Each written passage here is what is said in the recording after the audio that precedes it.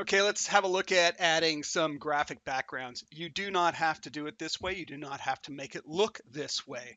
I am purely just giving you possibilities. All right, so I'm going to go with something old and rustic because my crate looks like it's old and rustic, I guess. And I'm doing it on the wooden crate, not the safe, because I haven't drawn and finished the safe, and it'll look better here. So what I'm going to do is I'm going to start with obviously adding a folder. I'm just going to drop that down to the bottom of my layers here, and I'm going to call this just background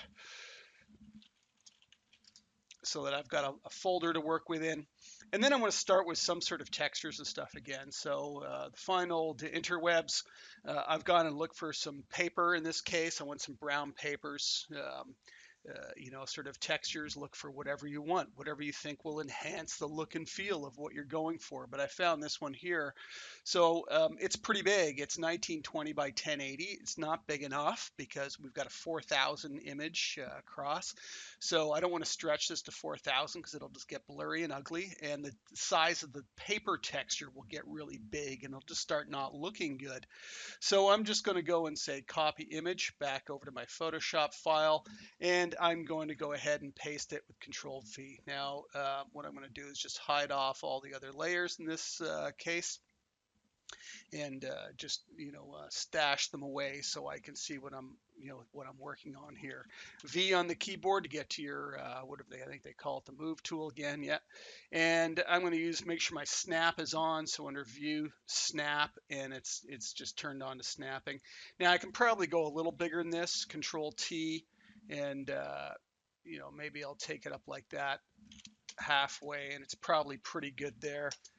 Hit enter, alt, and with my move tool again, I'm going to copy it. So you can do that copying right in the layers with the same thing. Just alt drag a layer, it'll copy it, or you can do it right here. Now you can see that I've got this line, of course, so we've addressed that. I'm going to go to the top layer, eraser, nice soft eraser, let's say, and we can use that technique. Whoops, I somehow managed to delete that. That technique where you can hold down, just tap, shift, tap, and just get blur that line out a little bit. So it works. Right click on your layer, merge it down so you've down to a single layer. Same thing back to V, so the move brush, alt, copy it out, and oops, I only want one of those. Drop it about there. We can see this line again. So E for eraser, tap, tap, get rid of it. So that's not too bad. Looks like, and I'll just merge that down. And then again, of course, we can also go back to the clone stamp tool. So if we want to try and use it, probably a big, relatively soft brush, I'll pick up some color and just try and paint it in other spots. Just you kind of have to sort of just kind of mix it up a little bit so these dots and patterns don't start showing. That's pretty darn good though. It looks fine at this point. So there's my backdrop. So if we go and turn it back on, you'll see that we're obviously having a little bit of issues here because we're not seeing through to that gray anymore inside here. So we're getting, bright areas. We're gonna have to go and fix that and find corrections for that. But that's already looking better than just a gray background, having some sort of paper. But let's make sure it looks like sort of an old paper or whatever. And so in doing so, we want to start getting into some brushes. And there's all kinds of brushes now.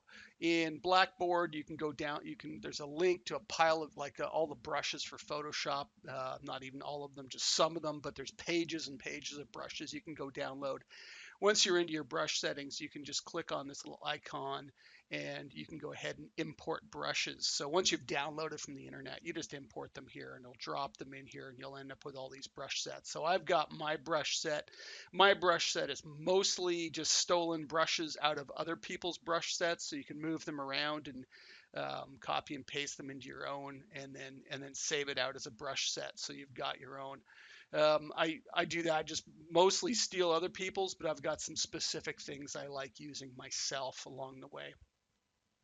So to do this, we're going to need maybe some pattern brushes here. I'll try maybe this sort of thing first. And what I'm going to do is I'm going to go ahead and I'm going to paint sort of in the corners. I want to get myself some darkening going on. So there's this darkening happening. Now I'm just painting on this paper layer, and that's always a bad idea. Use layers to control this stuff whenever you can. I want to darken the paper, make it look like it's sort of, worn and slightly burnt maybe or whatever, or dirty. Um, so I want to be able to, paint on this, but I don't want to actually affect this layer in case I don't like what I'm doing and I don't have to go back and remake my paper layer or anything else like that. So what I'm going to do is add a new layer above, okay? And this new layer above now is going to affect this layer below, because when I paint on it, it obviously covers it over.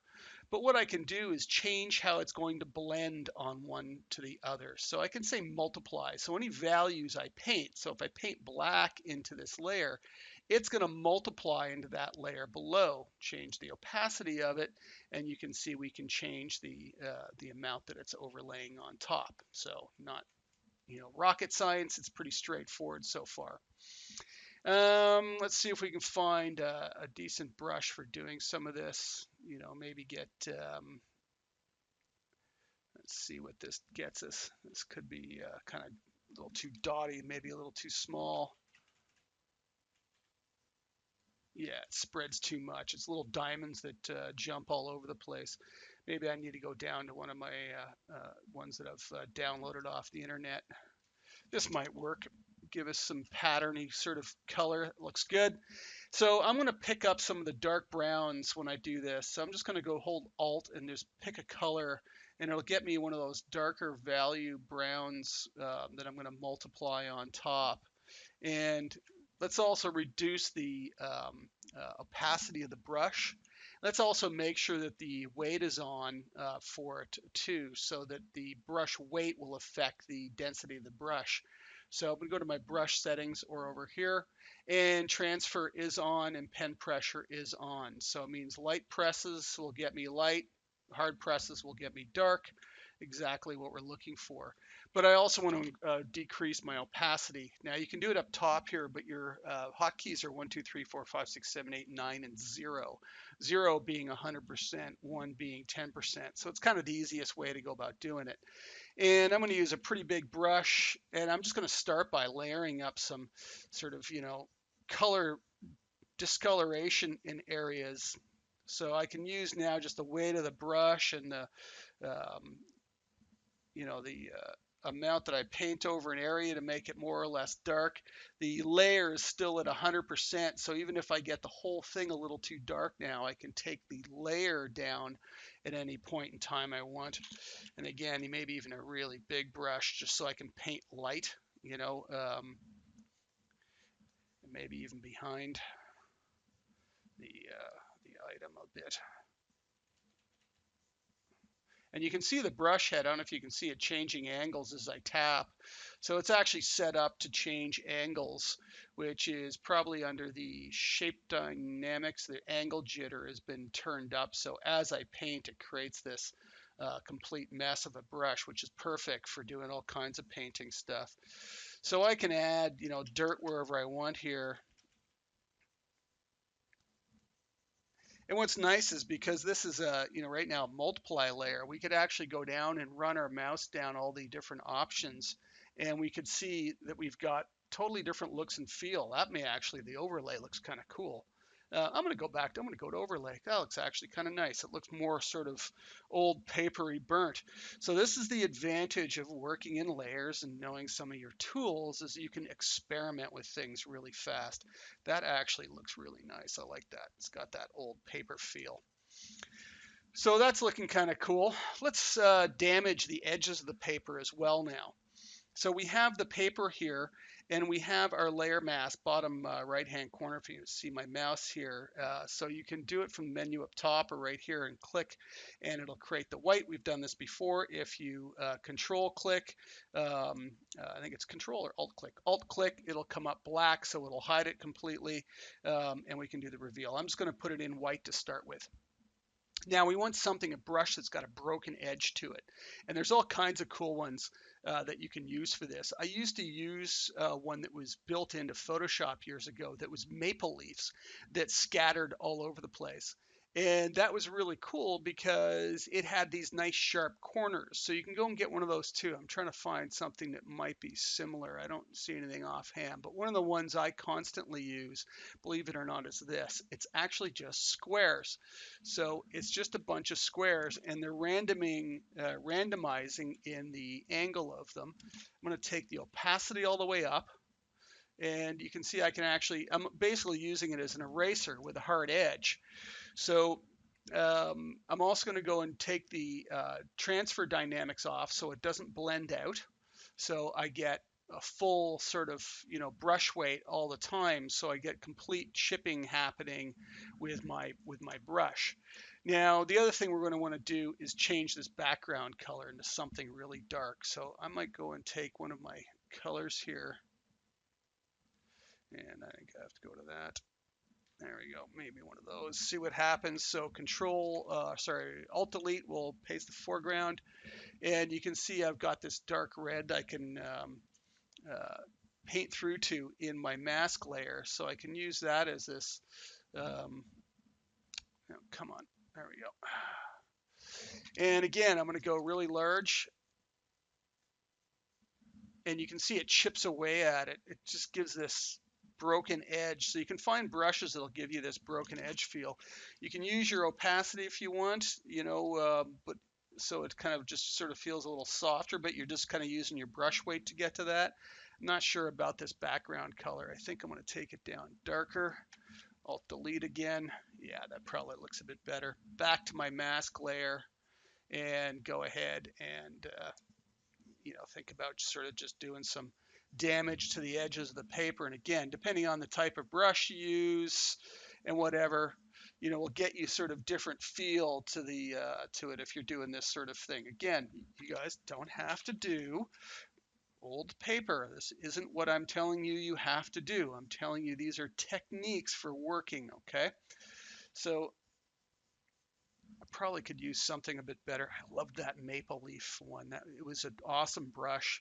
I should have saved it from old versions of Photoshop, but I don't think I ever did. It was really nice. It was fantastic for busting up the edges of things. I used it for damage and all sorts back in the day when we textured everything via Photoshop. So I'm just going to go and do some of this, and maybe even take rips down the paper. Just turned off the roundness jitter too. It was making things go into, with pen pressure, it was giving me these little rectangles. I didn't like the shape I was getting, so I turned off the pen pressure on roundness. I think that's given me a better result now. So, start trying to learn some of your brush settings. I haven't done a tutorial on any of that. It's just going to be you messing around with it for the most part. And playing around with those settings, just like in any of the software we're going to be showing you at this point. I'd like to say teaching you, but we're going to only ever be able to get you the sort of the basics of any tool. I couldn't teach you 3ds Max in any reasonable amount of time because, and I'm an expert at it, because frankly, it changes faster than I can teach it to you. It's something you have to learn yourself for the most part. So it looks pretty cool. And again, I could play around with opacities. I could play around with overlay modes. I could play around with whatever else. The background color still maybe even darker. And I can get some, sort of cool effect stuff going here. I think it's a little much right now, but hey, for this demo, it's going to be what it is. Now let's add a little bit of graphic element. You guys have to add text and stuff, maybe, the information about your safe, whatever else it has to be. So sometimes just pure up clean graphic elements are really nice to use. And here's some interesting stuff. I'm going to stick it on top of all my dirt. I could slide it underneath afterwards if I want to see what it's like. But down here, you've got this shape tool. So I'm going to use the rectangle tool in this case. I'm going to leave it on shape. I'm going to put it on fill, so it's filling some color. And at this point, I think I've picked this sort of darky brown again to fill this color. Stroke is off, which is the sort of line around it. And I'm going to go ahead and just drag out a shape here, and you'll see that it drops this shape in, which is kind of cool. I think my color would be nice if I went and did maybe something in there. And so there's a shape that's been added. So the advantage of the shape, using layers for this in these shape objects is they're complete manipulate. You can completely manipulate them. Sorry. So there's the control points, and that's all done through this black arrow and the white arrow tool. So the black arrow tool selects the whole path. Now I want another one across the bottom here, across the bottom. And so I'm going to go back to my tool. Now, if I just go and create another one, I'm actually going to end up with a second path here. I don't want to do that. I want to add it into this shape. I want it all be part of the same thing. So you'll notice that if I hold down Shift, I get a little plus sign beside my mouse. If I hold down Alt, I get a little negative sign beside it. I'm going to go with a little plus sign, and I'm going to start to draw it, and it'll force it also into a box. But because I've already started to draw now, I haven't let go of my mouse button, or in this case, my Wacom pen, the tip is down. Okay, I'm going to let go of the shift so I can go ahead and draw it out sort of the size I want. Either that, or I could change it after the fact. Back over to my black arrow tool, which is A on the keyboard, and I can set that to wherever I want. You can see now they're part of the same shape. So let's see if we can find some cool overlay or something. Ooh, soft light's kind of groovy. That looks kind of neat. So I can get these graphic elements going. Now let's just, and again, this is supposed to be kind of graphic-y on the paper and not just kind of the paper behind. So let's go ahead and add some bevel and emboss from this effects panel down below. I'm going to go to bevel and emboss and open that, and it's going to give me some settings here I can mess with. Now I like the chisel hard for things like this. We also need to get the lighting direction in the right direction. So you got shading angle. This is the direction the light's coming from. So our box is coming down this way. I want anything else. Don't have it the opposite way around. It's going to look really weird if it's the wrong way around. Let's just put it the wrong way around so you can kind of see. I'll put the depth up. Oh, I just realized I put the bevel and emboss on the whole thing on this layer. Sorry. There we go. So let's put on the wrong side. So you can see that it's bevel and embossing dark down this side, light up this side. I'll even increase the size so you can kind of see it. And it's going to look really weird because the lighting of the box is coming one way, lighting of the bevel and emboss is coming from the other. So I'm just going to tap in the middle of this circle here and get the light coming down from the right direction. Now, don't overdo these things, okay? I mean, really don't overdo these things. They need to be subtle, these sorts of effects, because they can really start to look cheesy. And I'm just going to take the depth down as well, just so it just subtle looks like it's kind of being lifted a little bit. I could also go with a little bit of drop shadow. And so we can, drop shadow this, and again, get the lighting direction, the right direction, and you can kind of, so you can get the nice subtle shadow here. I'm going to take the spread down, and I'm going to take the size up just so it darkens it. Just so it kind of darkens the paper underneath. Just again, those subtle sort of touches. And just say OK on that. Again, we can get back to these at any time by just double clicking on any one of the effects that's in here, or adding another effect through the menu here, or going back in and adding the effect here, however you want to do that. So with that being said, let's also break the edges of this like we've been doing here. So you can do the same effect on the edges by going in and adding a layer mask. Go back to our brush, got that, hard edge brush. And what's neat now is you can go ahead and you can just bust the edges of this off and just damage it a little bit and take off those edges. You can see where this brush really actually kind of looks kind of cool as you decimate it. And what's neat is the bevel and emboss automatically goes in and puts the highlights in, you'll see. So as you erase it, the bevel and emboss is actually bevel and embossing what you've just done. So again, one of those great ways of working that saves you a pile of time, um, because it's just doing the work for you. You don't have to go around and try and paint that bevel and emboss on. And again, make sure your brush actually opacity should probably be 100% or else it won't knock it off completely, and the bevel and emboss won't work as well. So make sure that is completely. There you go. So there's a bit of damage done to that. We could even just do a swipe through it,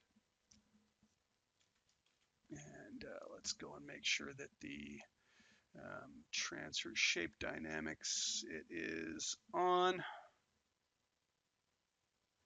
minimum diameter right down to the bottom, so I can just do these, sort of rip tears in them. Kind of cool. And there you go. So there's some, ideas of being able to sort of layer things up. Still not happy with this background, maybe a different color back there. That might work, I'm not sure. So it's easy to play around with now and start adding things, and trying different concepts and ideas, to get it to where you want it to be. Maybe like that. And of course, now we have to repair this inside here. We could do that a number of ways. One, going into your lighting and painting in black so that it's completely black behind it on the inside there. I don't know if I've got a layer. Looks like I've got some layers already. And of course, it's multiplying over top. So one of the things I could do is just paint out this background entirely through to this background, or I could just paint a big black swatch in a layer here. Let's just try and mask this out 100%. So brush, I'm going to go to my just hard weighted, and we'll just paint that out entirely, mask it out just inside to the whatever the background color is. And that actually seemed to have worked pretty good. There you go. It starts sitting properly. So use your text tool then, so you can find the text tool, okay, and play around with it. Maybe if your color swatches could be on one of these or dressed out somewhere else. But now you're starting to see a completed looking image that has more interest to it than sitting on white. There you go, guys. Ask questions on Discord.